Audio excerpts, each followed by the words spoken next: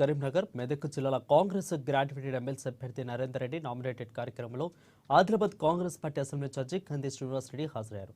కార్యక్రమంలో మంత్రి శ్రీధర్బాబు, విప్ ఆది శ్రీనివాసులను కలిసి పలు విషయాలపై చర్చించారు.